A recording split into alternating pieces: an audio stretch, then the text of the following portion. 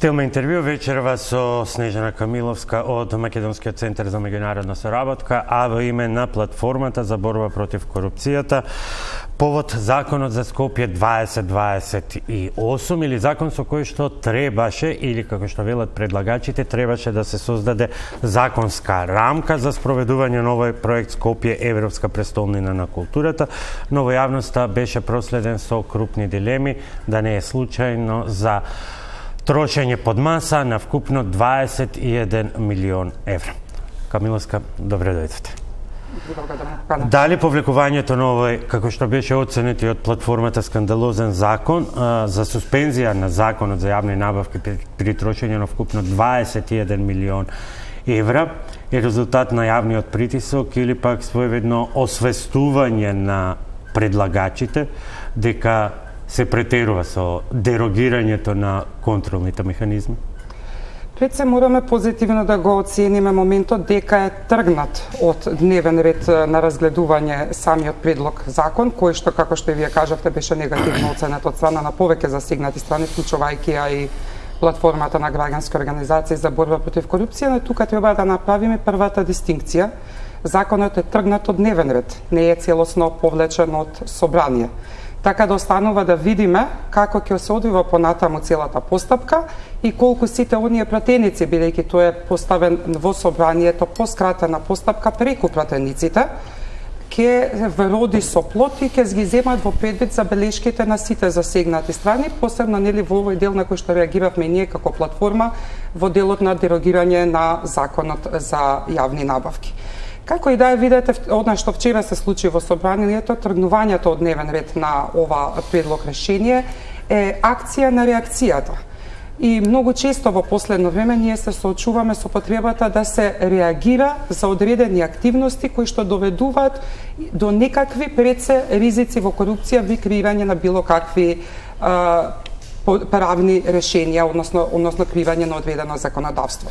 Тоа е најголемиот предизвик, односно проблем со кој што се соочуваме и на кој што апелираме веќе години назад. Меѓутоа, тоа не е проблем кој што дури и пратениците како предлагачи не го знаат. Бидејќи овој потек на власта, на пратениците, открива всушност многу тенденции и аномалии кои токму таа ги продуцира. Дерогирање на сите контролни институции. Зошто? Официјалните документи поврзани со Скопје 2028, а тоа е мониторинг извештајот од страна на представничкото мониторинг комитетот на Европската комисија, покажува дека прво, никој не бара укинување на јавните набавки, туку во препораките се бара посебна внимателност при јавните набавки кон спецификите на уметничката дејност.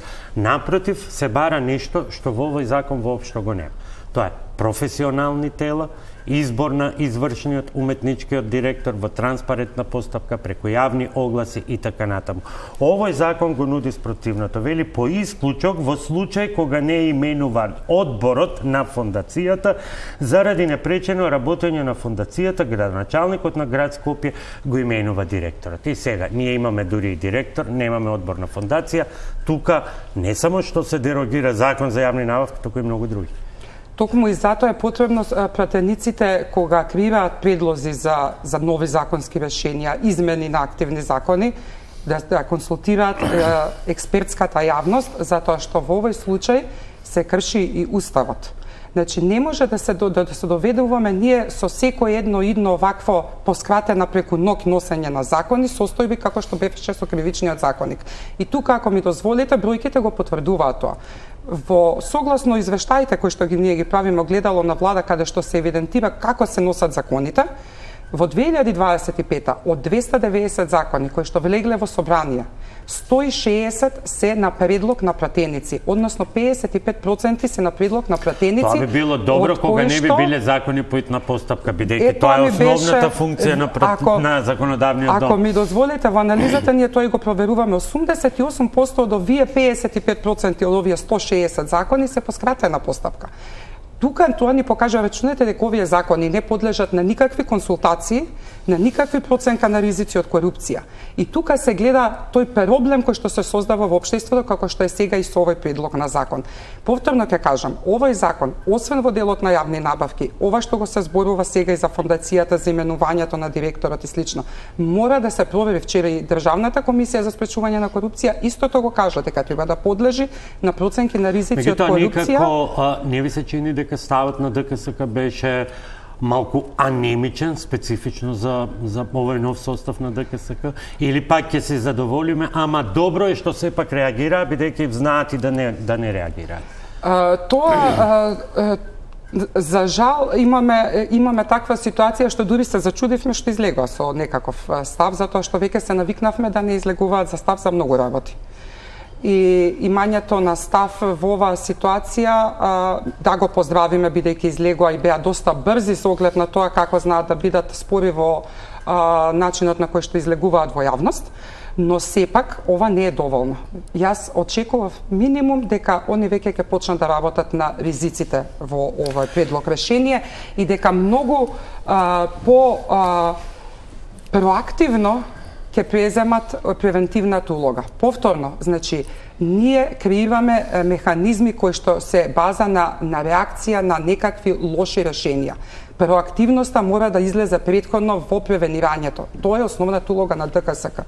Веќе време наназад ние не ги гледаме они да се проактивни за многу работи за кои што требале да излезат во јавноста и да кажат, вклучително и вчерашното, каде што беше делимично набројување на значењето на закон за јавни набавки. Ќе следува ли потемелна анализа и од платформата со оглед на тоа што спомнавме само малку детали од овој закон кои што откриваат многу, ајде да ги наречеме, пореметување или отстапки. Првата и основна препорака е за Скопје 2028 е клучно да се воспостави независно тело за спроведување, како што првично беше предвидено во кандидатурата за избори. Само да додадам, ова е модел на Пловдив и Темишвар, како европски престолнини на културата, кои се прогласени како модели на менаџирање за најнеуспешни. Има многу позитивни примери како директорите, извршните директори на фондациите, се бирани дури и на меѓународни конкурси. Меѓутоа, нас повторно ни се нуди нешто, се чепка она што одговара од овие препораки и тоа се нуди како некаква приказна или барање од европска пракса. Сведочиме ли со се поголем број на чекори од страна на власта дека има се поголем број на обиди да се уназадат или партизираат овие независни контролни тела. Нов избор на ДКСК, начинот на изборот на членовите на Комисија за заштита на конкуренција и да не набројувам натаму. За жал, сите тие прекрасни идеи за тоа како да се отворат процесите, како да се демократизираат процесите, да се вклучат засегнатата јавност, да се вклучи во изборот на овие независни тела, се покажаа дека и најдобрите модели може да бидат злоупотребени. И за жал тоа во континуитет се прави и поради апатијата во која што се соочуваме, тоа веќе почнува да преминува онака бенигно и дури да не се обрнува преголемо внимание, а напротив, после тоа гледаме какви се реперкусиите од самото работење на самите тие институции. Најдобар пример кога станува збор за борбата против корупцијата е токму тој избор на антикорупцијската комисија, кој што ни се покажа како погубен, што не доведе во ситуација да ние имаме сега исклучително ниска доверба и дури веќе да се создава во јавноста дискусијата па зашто ни е потребна антикорупцијската комисија. Да, но како може да се врати на некаков нормален колокс? Ако, например, се дерогира начинот на изборот на Државната изборна комисија, на антикорупцијската комисија, а од друга страна се враќаат закони во собранието по забелешки од Брисел, например закон за судски совет, за совет на јавни обвинители, со инсистирање во тие закони да се применат, да се вратат истите принципи за избор на тие така наречени докажани експерти кои што треба да бидат членови на тие. Што покажува дека не ги исполнуваме барањата на Европската унија и на меѓународната заедница.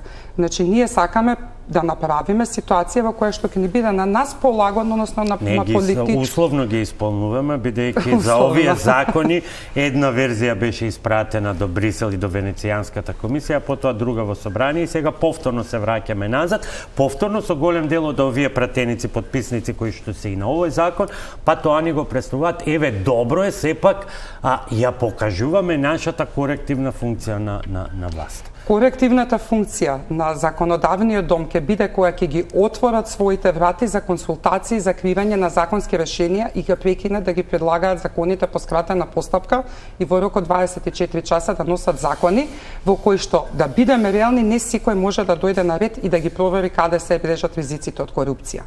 Никој не може толку да провери колку што може да се продуцира очигледно преку ноќ. Значи, тогаш ќе бидат они свесни за своите недоречености во предлозите што ги предлагаат. Во тој случај ние ќе можеме да зборуваме дека законодавниот дом навистина се извршува основната функција да предлага закони за потребите на граѓаните, бидејќи вака со секојдневно предлагање на законски решенија на кои што треба да се реагира, се доведуваме во ситуација повторно да добиваме мал милион забелешки. Да не зборуваме дека за овој конкретен закон, верувам дека и Европската унија ќе има одредени забелешки, бидејќи средствата, дел од средствата што се даваат се токму и нивни средства, за кои што особено ние невладините кои што работиме со европски фондови, знаеме како треба да се почитуваат јавните набавки. Кога веќе ги споменавте фондовите и парите, Скопје 2028 всушност почна да троши пари, условно да троши, бидејќи не се потрошени и тоа е проблемот. Ќе биде можеби чудно како е проблем што не се потрошени, но еве зашто е проблемот. Крај на февруари, почеток на март распишан е првиот повик. Апликациите се собрани, исходот го нема, никој не објавил што се случи со тој меѓународен повик и тоа е всушност првиот повик со кој што Скопје 2028 се судира со европските правила, бидејќи не е распишан од фондацијата, туку е распишан од град Скопје, не е завршен, нема исход. А ако се погледне само жири комисијата, не структурата на самиот оглас, за тоа граѓаните не можат да го дефинираат, но само жири комисијата ќе се види дека таа е, според европските принципи, меѓународно условно жири, во кој што единствен член е Ганка Самиловска Цветанова од Македонија. Или Цветановска, се извинувам за презимето. За жал, само и ќе дополнам дека и апликантите немаат ни известување за тоа дали им се примени апликациите. Европски повик на македонски начин. Да, немаат дали им се примени апликациите, во кој момент се примени и дали истите се предмет на разгледување. Ова е исклучително голем проблем кој што си го отвори град Скопје со овака утврдената постапка и навистина се поставува прашањето што е тука, поради што толку долго не се одлучува за еден ваков повик. На страна што тоа веќе вие го кажавте дека самата постапка представува проблематична самата по себе. Па нема каде, сајтот и профилите на социјалните медиуми за кои што во препораките се инсистира да бидат функционални, стана алатка за промоција на градоначалникот. За жал. За жал.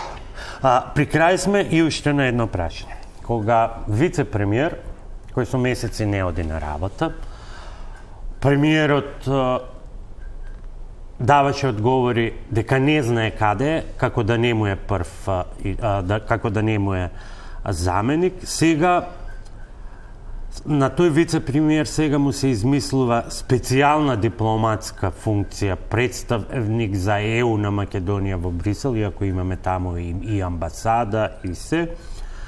Може ли доброто владење да го прогласиме за, како што своевремено за ковид пандемијата еден верски поглавар рече, да го прогласиме за умрено? Тука има повеќе аспекти кои што треба да се дискутираат и за жал во изминатиот период не беа опфатени. Прво е моментот дека владата одлучи дека ќе укине вице-премиерската функција за добро владење, дека ќе пренесе во својот кабинет. 2 месеци се поминати од тогаш, ние се уште не сме свесни кој во кабинетот на премиерот, со име и презиме, е тој кој што ќе Не е тоа веќе авторитаризам? Па класифицирајте го како сакате, но е проблем за самата тема, бидејќи се покажува дека темата на борба против корупција, бидејќи своевремено нели тоа вице-премиерска функција го носеше во себе и тој назив, нема веќе да биде толку можеби значајна. Но знаете, треба да се разбере што точно представуваше и таа сама функција и кои се функции ги имаше тој кабинет од една страна. Јас само би прашала кој сега ќе го работи меѓуресорското тело за борба против корупција? Кој ќе ја води таа цела комисија за конфискација или имплементацијата на стратегијата? И понатаму, најбитното, етичките прашања, кои што беа во надлежност на тој кабинет. А од друга страна, кога зборуваме за самото именување, тоа што најмалку заслужува јавноста е да дознае која е целта на именувањето, кои ќе бидат надлежностите, како ќе соработува со веќе воспоставената мисија која што е согласно систематизацијата има надлежности и обврски да ја исполнува и дали можеме ова е на некој начин поклопување. Заслужува јавноста да се обелодени тоа се со цел да имаме одговори на сите овие прашања кои што сега ги постави. Камиловска, ви благодарам што вечерва бевте гостинка на тело. Ви благодарам и на вас на поканата.